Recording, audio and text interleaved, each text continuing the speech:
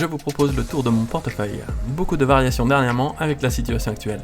Mon niveau de cash est négatif, mais je ne suis pas inquiet. Je vous montre dans la vidéo en live comment je prends des positions. On voit que mon portefeuille est une valeur de 135 000 francs. Ma marge de maintien, 100 000 francs, donc en dessous des 50% que je m'autorise. Et ça me limite un peu sur la prise de contrat. Mon niveau de cash est à moins 49 000 francs. Qui est négatif et ça me coûte à peu près 200 francs depuis le début de l'année en intérêt. D'abord, cette semaine, dans mes positions, j'ai pris American Airlines avec la montée du VIX et j'ai gagné 2 fois 66 $. Ensuite, Adobe qui a ramassé cette semaine avec la publication des résultats. J'étais borderline pour mon spread juste avant, donc c'est une position à surveiller aux alentours de 260 et qui expire la semaine prochaine. American Tower, c'est une rate qu'il faudrait que je renforce, elle m'offre 3,5% de dividendes. Amazon, j'aimerais bien renforcer aux alentours de 180 $, mais pour l'instant, je n'ai pas les liquidités nécessaires. Alexandria est une rate qui me verse 10% de dividendes et je prendrai prochainement un call aux alentours des 60 $. Alibaba, j'ai 30 actions dessus et j'ai lancé cette semaine un spread 115-110 et pour l'instant ça se passe bien pour une échéance à avril. Best Buy ici est une action avec un dividende croissant. J'ai pris une échéance au 17 avril, 55 $. Ça m'offre un dividende de 7% par an, ce qui serait relativement intéressant pour moi. BHP qui est une minière australienne, elle me donne 5% de dividende. B2Gold qui est une minière australienne aurifère, j'ai lancé un call sur les 8 $ et j'ai déjà une bonne plus-value en 7 mois. J'ai lancé un cover call à 8 $ ici pour acter ma plus-value, mais l'action elle redescend, donc je pourrais peut-être relancer un autre call pour avril quand l'action sera dans le vert la semaine prochaine. Comcast ne bouge pas depuis un moment, j'aimerais m'en séparer avec des calls vers les 35 $. En attendant, elle m'offre 3,6% de dividendes. Mon call va expirer sans valeur, donc je vais regarder pour prendre un autre call la semaine prochaine. Sans prendre trop de risques, Comcast. Voilà, j'avais un call par là aux alentours de 33 $, j'ai un point mort à peu près au même tarif à 33 $, ça serait bien que je trouve 33 $. Ok, donc la semaine prochaine, ce trade ici, avec un delta de 9 à 32,5 à 22 000 en open interest, 16 en ouverture, le risque est relativement limité. Sur le graphique, 32,50 nous amènerait par ici, il y a assez de gap, donc je vais essayer de positionner cette valeur. J'ai 200 actions, donc 200 contrats, et on va mettre 10 $, ça va me faire 20 $. Le contrat est lancé. A voir si je suis exécuté. Chipotle, j'ai 300 actions, un achat de call sur les 30 $ à expiration de janvier 2020, c'est un put à 30 $ avec le VIX qui m'a rapporté 204 $, et donc là-dessus je vais attendre que ça remonte un petit peu dans le vert pour lancer des covered calls. Je pourrais en lancer 6 du coup. L'assureur CNC, j'ai lancé également avec le VIX relativement haut cette semaine, un cash shaker put à 32,50, il m'a rapporté 130 $. CRM, ça se passe plutôt bien, j'ai une expiration la semaine prochaine, le 20 mars, pour un strike à 190 $, et l'action est actuellement à 195 $, à surveiller tout de même. Crocs, j'ai 2 achats de call contre lesquels je vends régulièrement des calls. J'ai déjà pris 1100 $ de prime, ce qui me rembourse partiellement mes 2 achats de call. Mickey, il faudrait peut-être que je prenne mes pertes et assigner sur une autre valeur qui a plus de croissance. Duolingo, je me suis fait assigner cette semaine, donc du coup j'ai relancé un autre spread pour un peu plus tard et j'ai activé mon exercice sur l'autre jambe. D'où l'intérêt de prendre de se sécuriser avec l'achat d'un put quand on vend un put, pour limiter son risque. Equinix est une rate sur les data centers que je pourrais renforcer, mais le ticket d'entrée à 970 $ est pas donné. FDS, c'est une position que j'ai roulée, j'étais à 230 $, j'ai roulé à 220 $. Elle a beaucoup souffert comme toutes les SAS dernièrement, j'ai dû rouler cette position Et pour l'instant, je suis toujours un peu dans le rouge, donc mais il reste du temps jusqu'au mois de juin. Fortinet qui travaille dans la sécurité informatique, je ne sais pas trop quoi faire avec cette valeur qui a de forts potentiels, mais qui représente pas grand chose dans mon portefeuille. Je suis à 0,5% de mon portefeuille au global. Peut-être si je rationalise mon portefeuille, dites-moi en commentaire ce que vous feriez avec Fortinet. Messina, qui est une foncière française, je pense que je vais m'en séparer prochainement parce qu'elle stagne depuis un moment. Google, qui est une de mes plus grosses positions, je suis à 52% de plus-value sur Google, j'ai 36 actions, j'aimerais bien qu'elle redescende aux alentours de 150 pour remettre une cartouche pour essayer d'avoir un multiple de 100 prochainement. Grab, j'ai fait une vidéo dernièrement sur ce sujet, c'est une super application multiservice en Asie, et à ce prix j'aimerais bien en renforcer, mais voilà, je suis encore un peu loin, j'ai 400 actions, et j'ai aussi 2 achats de call à 5$ pour décembre 2027, j'ai encore beaucoup de temps. Ensuite je pourrai vendre des covered calls sur cette action. Home Depot, qui est une action de fonds de portefeuille qui me ramène un peu de stabilité, mais elle a un poids trop léger dans mon portefeuille, donc potentiellement c'est une action que je pourrais amener à renforcer. Elle a des dividendes croissants. IMS, ah là là, que dire de cette action qui revient de loin. Il reste du temps sur mes 3 achats de calls sur IMS, et grâce à l'accord avec Novo Nordisk, elle est fortement remontée. Il y a des belles primes dues à la volatilité sur cette action et les primes sont relativement intéressantes. J'ai un covered call qui va expirer ce soir, donc sans valeur. Robinhood, j'ai fait une vidéo dernièrement pour expliquer la stratégie sur Robinhood sur lequel j'avais un spread et je me suis fait assigner sur une des jambes et j'ai décidé de garder ces 400 actions, c'est ce qui fait principalement le fait que je sois dans le rouge sur cette action. Je relance régulièrement des covered calls sur ces 400 actions, je vais être quasiment à l'équilibre.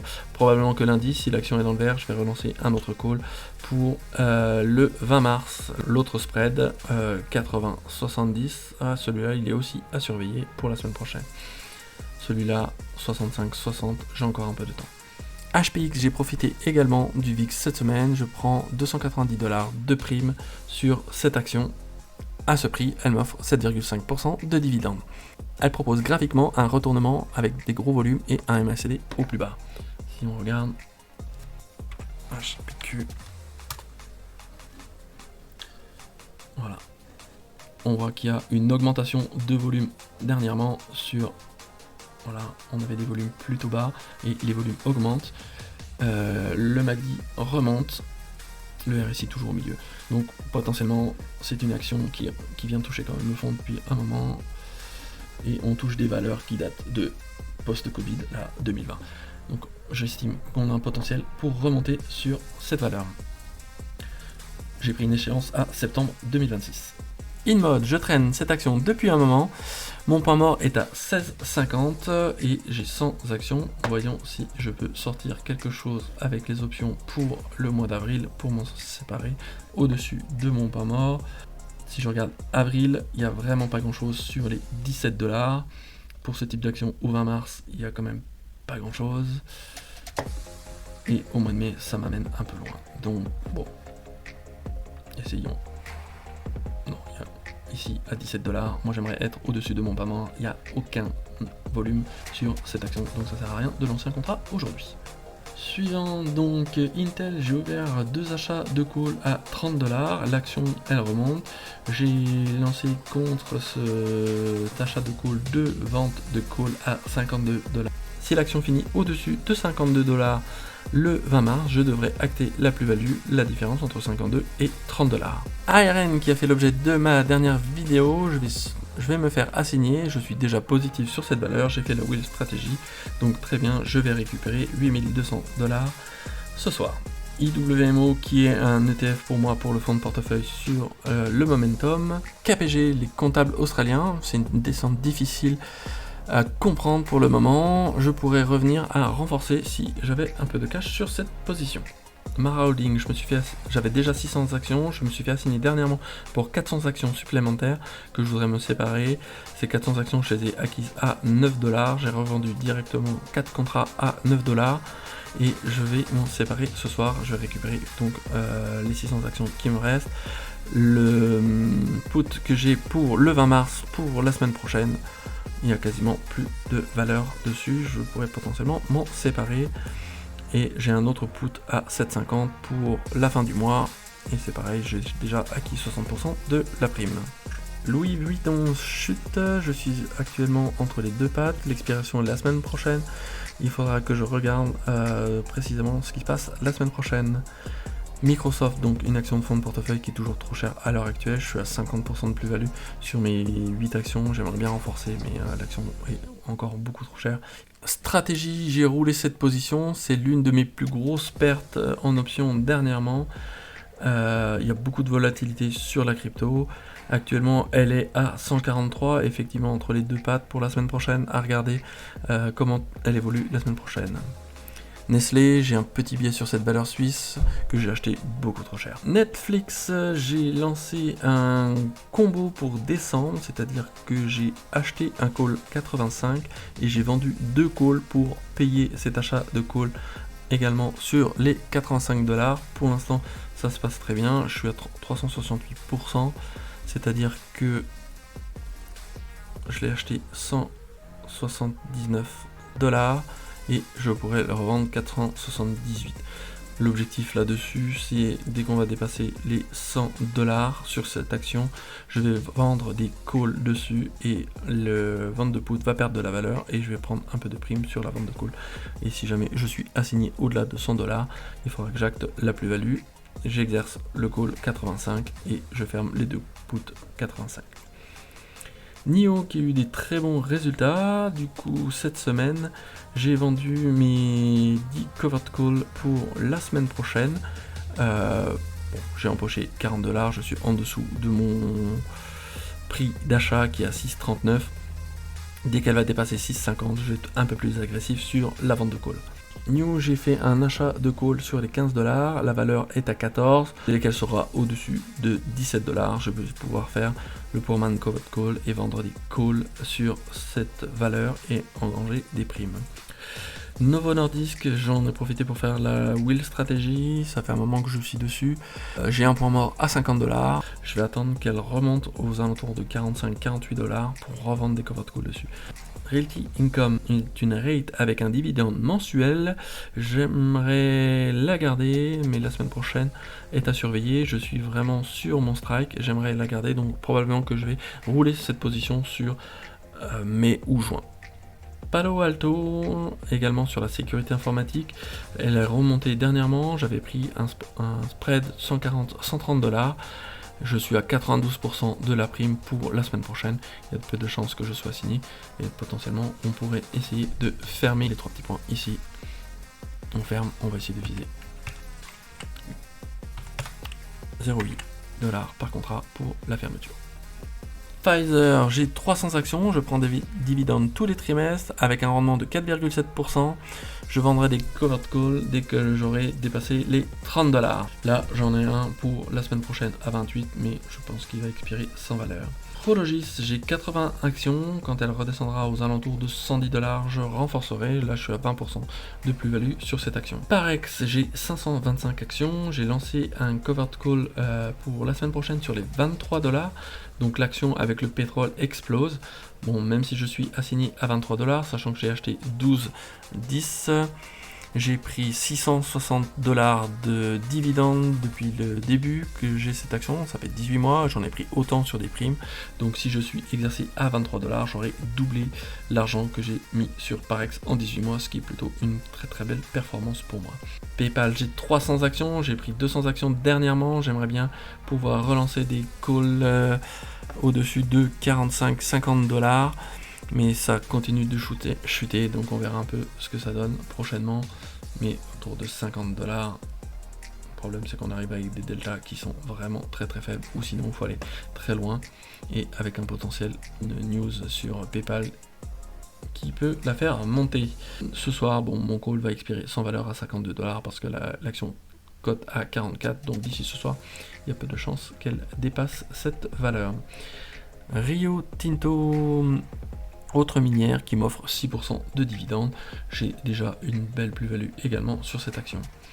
Sanofi qui expire la semaine prochaine, c'est une action que je vais surveiller, je suis borderline sur ma première jambe, 76-71, donc 76-41 à surveiller la semaine prochaine. SMR, j'ai déjà 600 actions, elle cote à 11,91. J'ai un put qui expire ce soir à 12 $. J'ai déjà une grosse exposition dessus, donc à voir qu'est-ce qu'on fait sur cette action.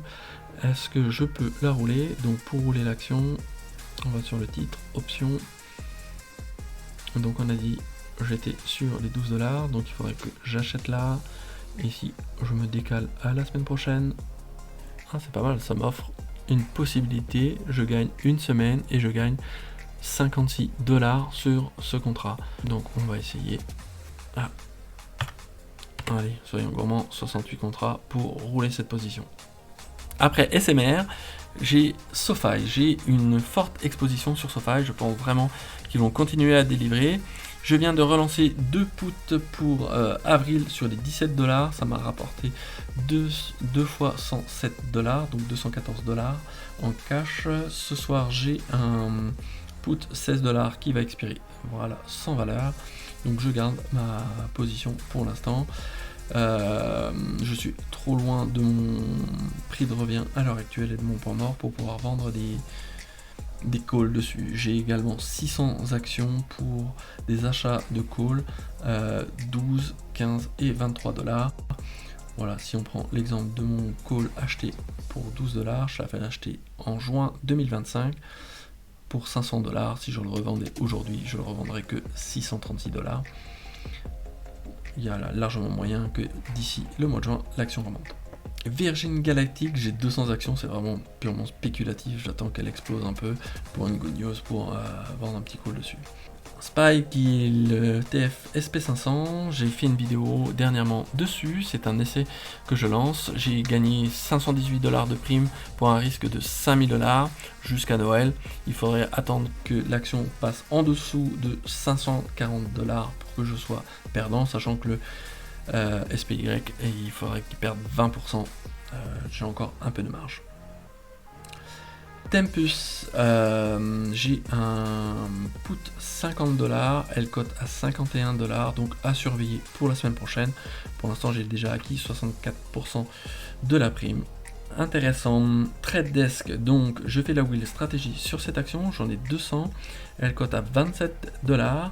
J'ai un call qui expire ce soir à 28,50, qui expire sans valeur. Voyons ce que ça donne sur Trade Desk si je lance pour la semaine prochaine 2 calls.